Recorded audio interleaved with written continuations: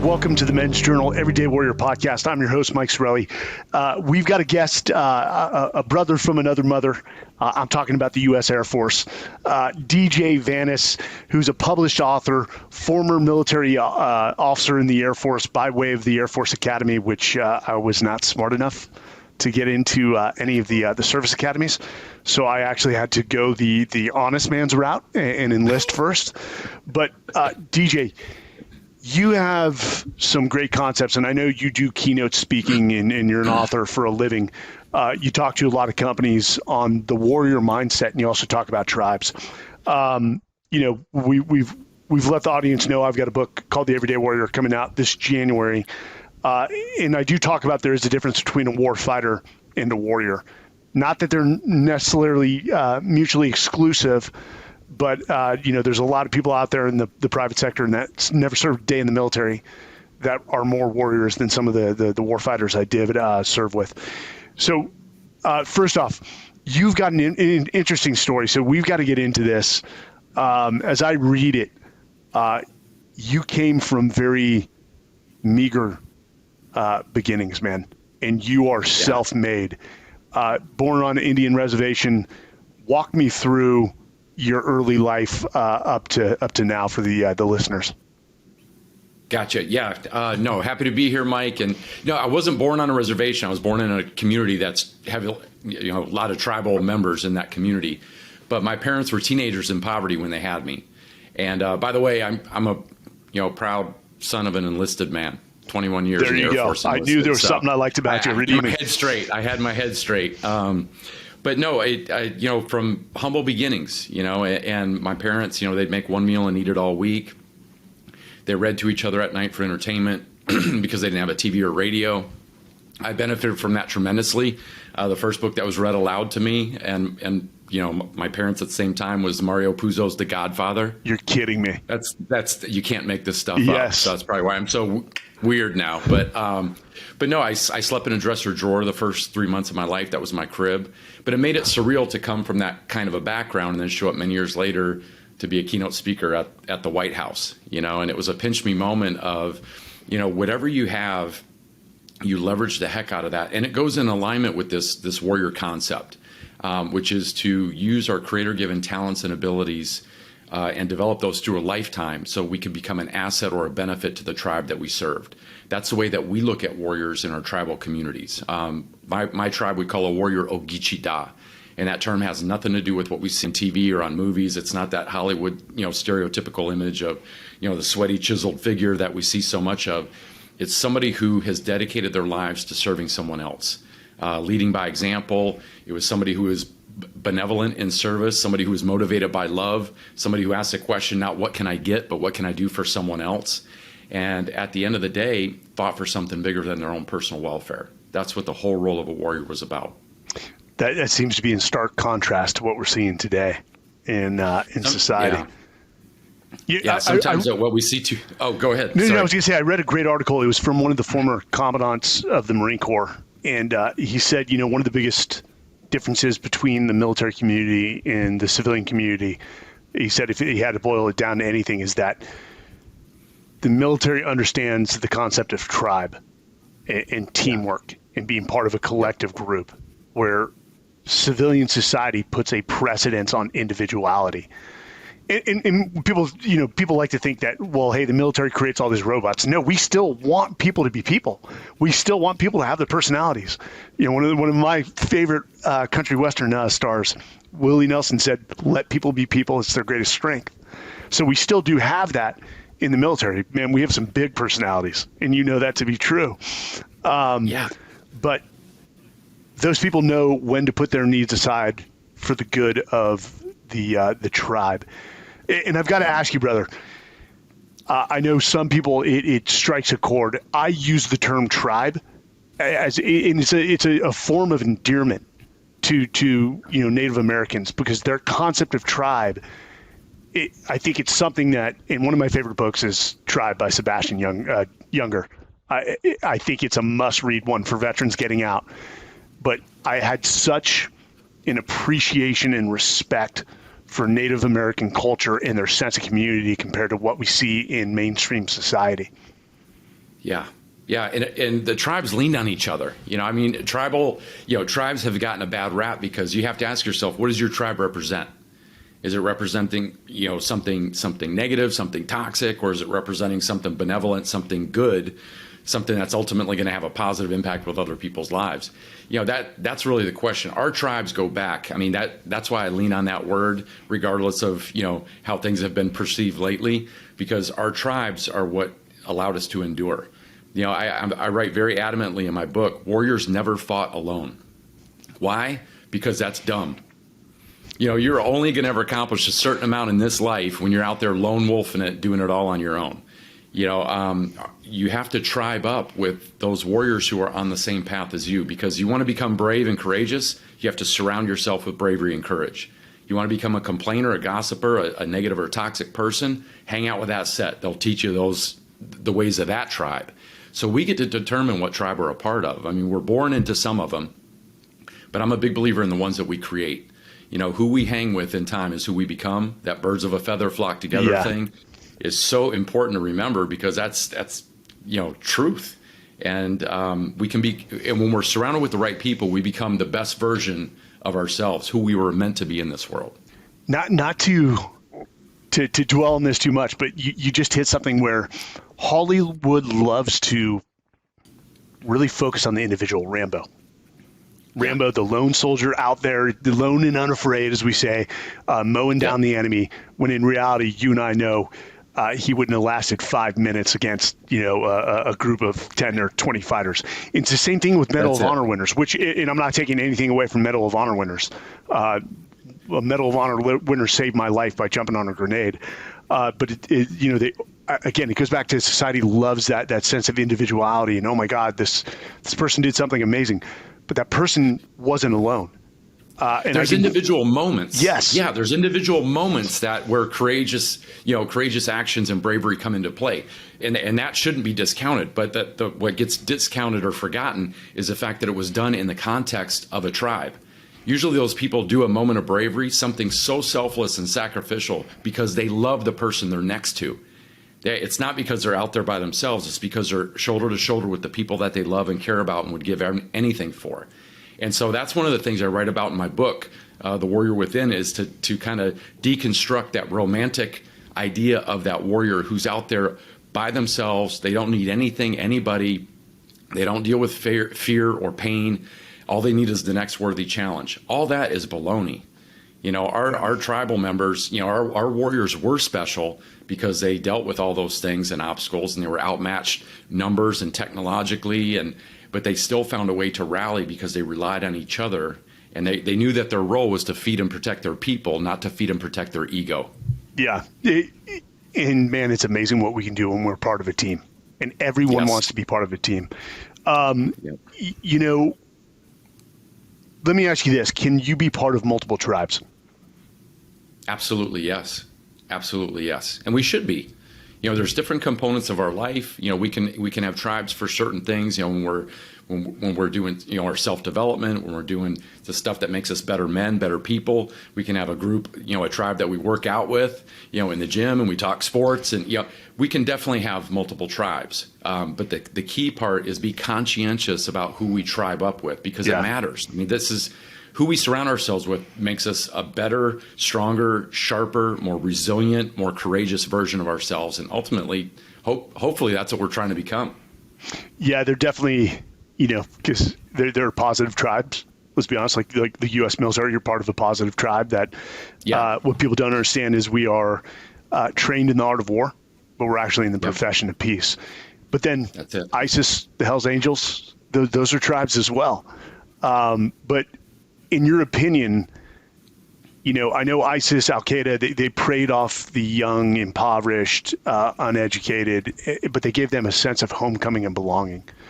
And I know, reading again, going back to Sebastian Junger in the book Tribe, he talked about how post-traumatic stress disorders, or which I hate to call them disorders, symptoms were much lower amongst Native Americans coming home from World War II, Vietnam, because of the sense of tribal community and that they wrapped their arms around them. What to what part of human psychology does a tribe play in? Is it just that sense of homecoming and belonging? It really is. I mean, I'm so glad you're bringing this up, because that is something that should be worthy of note. Is when tribal members went back into their communities, a couple things happened that were amazingly good. Number one, they reintegrated back into a tribe that was supportive, that was encouraging. They also did ceremonies, Mike, where they actually got to purge all this stuff that they collected, so that it didn't morph into PTSD, but could become what we know now as post-traumatic growth. Yes. Where you actually learn and grow and become better as you go through those hellish hard times. So there was a couple of dynamics that were really powerful in that moment that I think are critical, when we talk about strengthening ourselves. That's one that we shouldn't discount.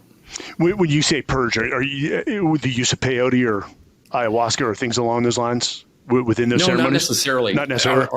Our tribal communities use that. It's a small percentage of our tribes. That's part of it. But just the general ceremonies in general, like a sweat lodge or a wiping of the tears ceremony, or there's a lot of different ceremonies. We have over 575 federally recognized tribes. No kidding. But there are ceremonies that we go through to get rid of the toxins that accumulate in our bodies spiritually. At the cellular and spiritual level. Yes, exactly, to get rid of that stuff. And I was part of a PBS documentary called The Warrior Tradition. And what it did is highlighted all the different, how our tribes honor the warrior path, especially when it comes to military service. And that was one that got brought up in there that makes us unique and special in that regard, is we took care of our people when they came home, even through Vietnam, which was a terrible conflict to come back from because people were shunned and spit on and criticized. But that did not happen in our native communities. When our members came back home, they were truly home and they were healed. I went to Mexico and did the psychedelic therapy or ceremony, as you want to call it, in a very established environment. I mean, the environment was they were very meticulous and deliberate about it. It was one of the most amazing experiences. I regret, and I did that in June of 2021 when I retired in March of 2018. So I waited close to 3 years. Wish I had done it the week I got out, man. That was one of the most spiritual, and the Ibogaine was rough.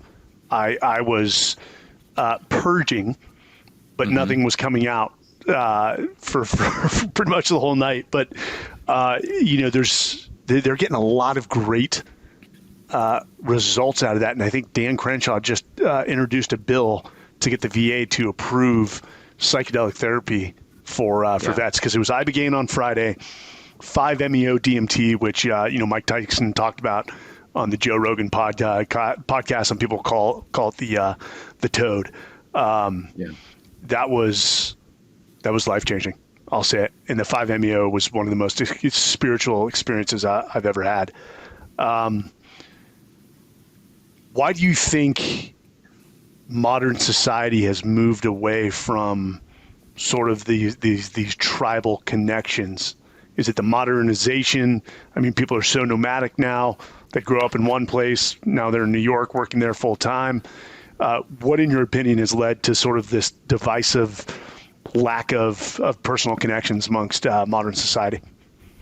Yeah, great question, Mike. We're all dealing with that. And I think you're hitting the nail on the head. I think it's the individualism that we talked about earlier, where there's that attached glory to doing it all on your own. Nobody does it alone. You're not supposed to do it alone. I was taught traditionally by my elders that we're more like bees and ants than eagles. We need each other. We're better when we're with each other. So that's the thing. That's the misnomer we have to get rid of. It's not about being out there on your own doing it all by yourself. That's, like I said, that's a goofy way to operate. Number two, I think we're all moving so fast, and the pace is so frenetic. We're running around with our hair on fire. The speed of life is the speed of light. And I think we lose those connections, and those are the moments where we're so anxious and overwhelmed. That's the moment where we most need to lean out and grab our rope holders, those people that are supporting us, that encourage us. that we can unpack ideas, and have a shoulder to cry on at times, or have somebody to kick our rear end when we need that, because we need that sometimes too. But we need that. I mean, that's where we truly grow, not on our own individually, but within that tribe that we create. Let me ask you this. So, there are, let's say, antiquated theories about being a man. And the antiquated theories, one that I'm getting at is vulnerability. If you show vulnerability, that is a weakness. Within the tribal sort of sense of the Native American community, is vulnerability viewed as weak? Or is that something that even a warrior can come forward and say, hey, I'm not feeling well, I'm not feeling right, and the community rallies around them? Or is that something that's evolved along with sort of the military as we've seen it? Now we're putting mental health treatments in place. But what's your perspective on that one? I'd be very interested. Yeah, I think it's both. In our tribal communities, there was a time to be, that stoic, that leader who said, I'm confident, let's move forward. But there was a time to be vulnerable too, and that's where our ceremonies came in, where you could totally open up, and just completely unload all of that has built up. That's what those ceremonies were for. So there was a time and a place for that. As far as everybody else, kind of general society, I think we're migrating now to that idea that vulnerability is not weakness. It's sometimes the ultimate show of courage. To be able to unpack that and say, hey, I'm struggling here. I need help. And the reason why is because, again, when you put the purpose of the warrior in front of us, the purpose isn't to feed and protect. I know we froze up there for a second.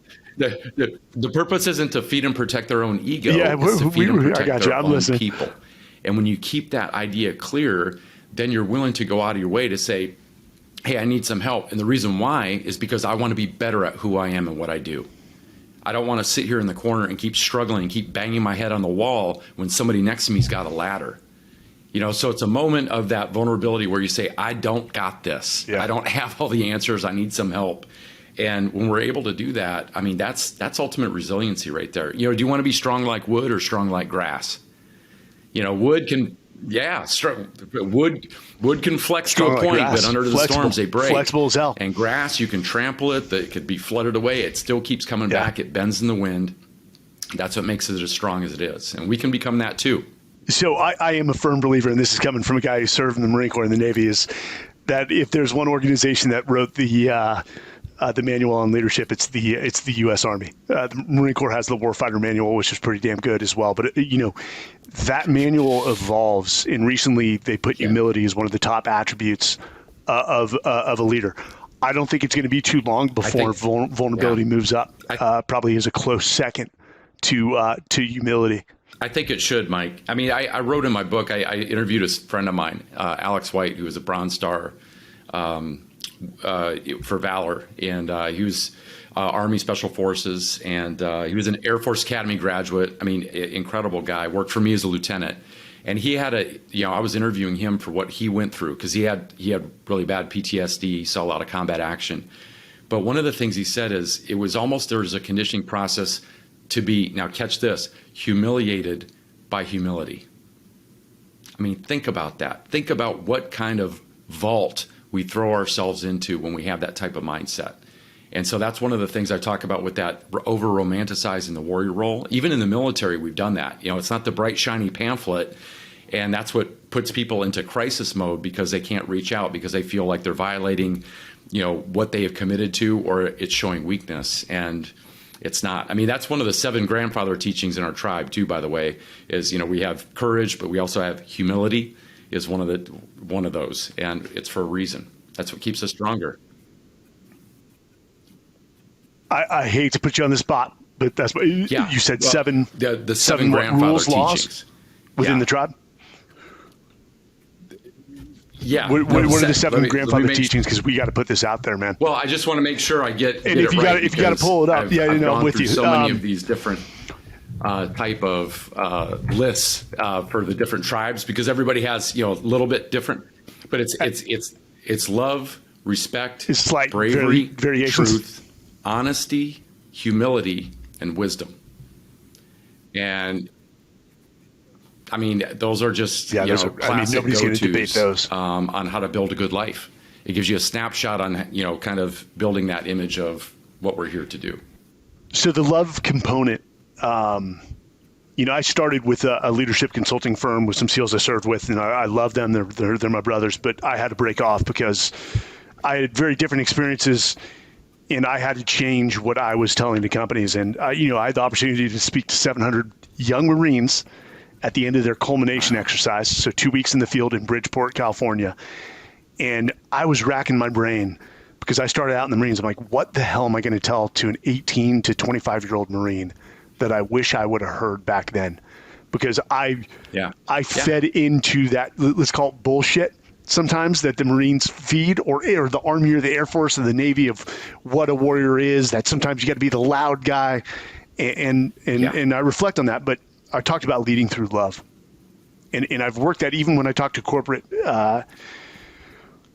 partners or clients, is, when I've reflected, I look back now and I say I led through love. And it took me a long time to realize this. I loved my men and women a lot more than I hated the enemy.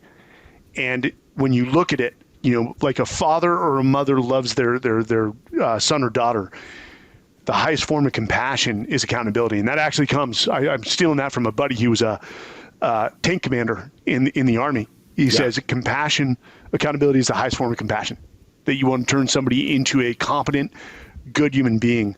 But, again, and I think we're making strides in the right direction, that, love is love, vulnerability, humility. These are some of the most masculine traits you can have, because warriors, when it's time to pick up the rifle, the spear, whatever your tool is, it's almost like you can flip a switch and dial down the empathy. There you go. Because you know what needs to take place for the greater good. But that's those 7. We're going to publish those 7. That's awesome. Let's move, because I want men, and I think right now in society, the young men are craving for coaching and mentorship. They are craving for it. And we're seeing this pendulum swing that, hey, teach me leadership, help develop me into the man that is, one, contributing to society, who's going to be a great father, who's going to be a great husband. What in your definition makes a modern day warrior in the public sector? And I know that is a vague, nebulous question. Oh my gosh! But I've got to get your perspective on elements. Those again, going back to the 7 grandfather teachings, having those elements incorporated into our character. That love, that wisdom, that courage, humility. Somebody who's compassionate. We keep talking about this too. It's not about being the loudest voice in the room. It's not about stepping on somebody's head to get to move forward. It's about being compassionate with the people that you're serving with and around. If you don't have that, who the hell cares about what kind of service you're doing? Having that connection to our humanity is really important, especially lately. We've been so, divided, and there's so much, of everybody is bristling all the time. And it's like, Gandhi said it, be the change you want to see, be that, that peacemaker, walk that path, treat people with respect. That's another one of the teachings. But to be able to walk that way in this world, it's not going to make us a perfect human being. Doesn't mean that we're not going to make mistakes or fall flat on our face. But I mean, you get to choose the path you walk in this life. We don't get to choose a whole hell of a lot else. We don't choose the conditions we're surrounded by, or the environment, or the dynamics in the environment. But we always get to choose who we are and how we are as we go through the journey. And that's the choice. That's where our power is. And so being that warrior out in the world, like I said, number one, it's somebody who is a servant. Somebody who has dedicated their lives to serving someone else well. And when you walk that path, the burning question every day should be, what am I doing today? Not tomorrow, not next week. What am I doing today to develop myself into that warrior role so I can have a deeper, more positive impact with the people that are in my tribe? That's it. Let that be your guide point. We hear that all too often, though. Hey, service to others, but rarely, again, as the former commandant said, individuality is one of the mainstream attributes in society. People need to understand that when you take care of others, you take care of yourself, especially your soul. That's my opinion. There is a dichotomy there, though. In order to take better care of others, sometimes you have to take care of yourself. I'll tell you, here's where I got this wrong. So I took not the smartest man in the room, not the sharpest tool, not the dullest, but some of the things the Marine Corps put out, like I took as gospel to like the letter of the law. Leaders eat last. And I remember when I transitioned over to the SEALs, I had this E9 who I loved. He was my SEA, the troop chief, and it would drive him crazy because I'd stand at the chow hall line and say, come on, guys, go before me. And he flipped out on me once. And he's like, just eat with the guys. But there was a point to where I always put the guys forward, and I'm not sitting here like, oh, I'm so selfless. But I wore myself out where I should have taken a vacation, should have taken time to myself. For the guys and the men and even the women listening to this who have not had great coaches or mentors or, great influencers in their life that want to become a warrior, where do you start with that, dude? What's a good starting point? Is it a self-inventory? Is it small steps? In your opinion, how do you transition from just a member of society to becoming a warrior who serves others? Yeah, I think you got to ask it's intentionality, first of all. Is this a path that you want to be on? And then and taking that self-assessment is critical. But also, finding the people that you want to emulate. Who is walking that path? If I see you out doing your thing, Mike, and I'm like, I want to find out what drives this guy because I like what he's doing. I like his character. And you start having these conversations, these quality conversations with people. We never want to become like somebody else. But we can always have character traits that we want to emulate, and I think it's important. We all need those role models. We all need targets to hit, right? Because if we don't have that, we're just kind of wandering around in the world and hoping something works. That's one way to live life. I don't like that strategy. We don't live long enough to do that. But and I want to go back to, so I think that's how we kind of progress on that path. But I want to go back to what you said too about that balance between service and self-care, because this is a critical point here.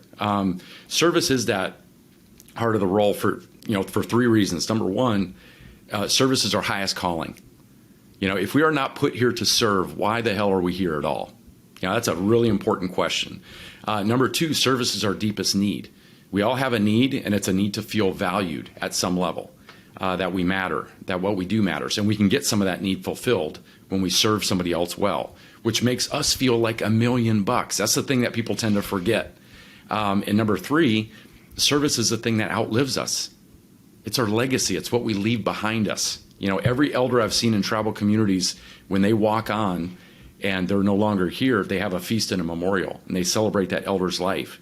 And they don't talk about their car or where they vacation. They talk about the moments they had an impact on somebody else's life that was significant and profound. The greatest currency in life. That's it. Is impact, not money. But you have to take care of yourself too in that process. Yeah. So you can't be a warrior when you're falling apart. So got to take care of you. But as we're having this conversation, to become a warrior, it's coming back to tribe.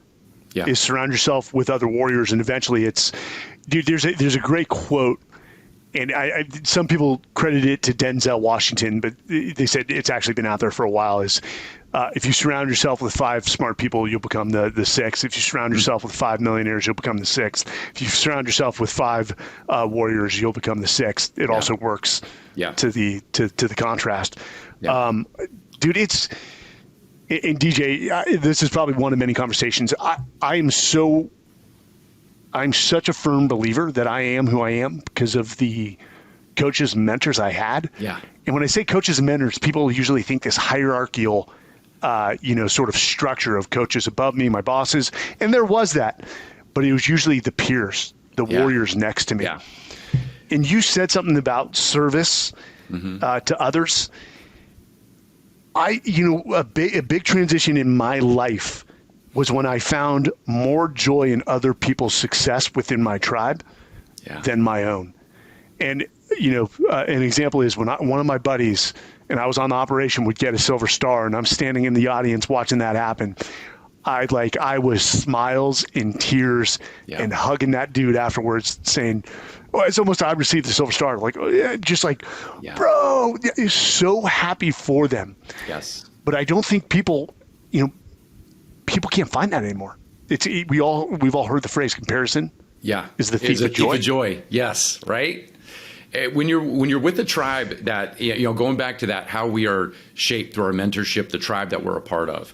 When we're surrounding ourselves with the right people, we're cheering them on, they're cheering us on. We're helping them out, they're helping us out. It's this beautiful dynamic of mutual support, and everybody benefits. And we also call each other out on bullshit.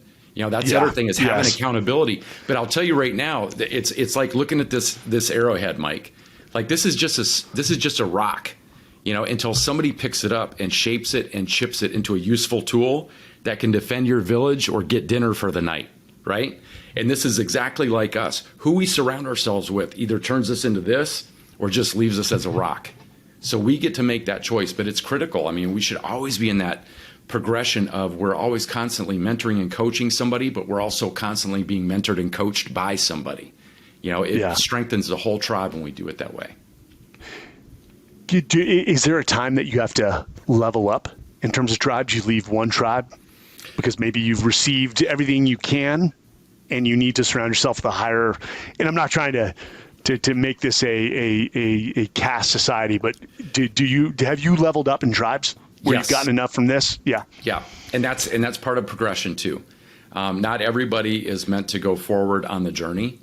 The most important thing is where you're headed and what you want that to look like. And once you know what that looks like, you'll start knowing who you want to incorporate in. Because sometimes, frankly, the people in the tribe, they don't want to go to that next level. In that stage of life, they were solid and you helped them, they helped you. But there's a time where you start to kind of outgrow. It's like a seed breaking a shoot, or a baby chick coming out of an egg. It's like there's sometimes that threshold that we break through, and we're now in a very different place.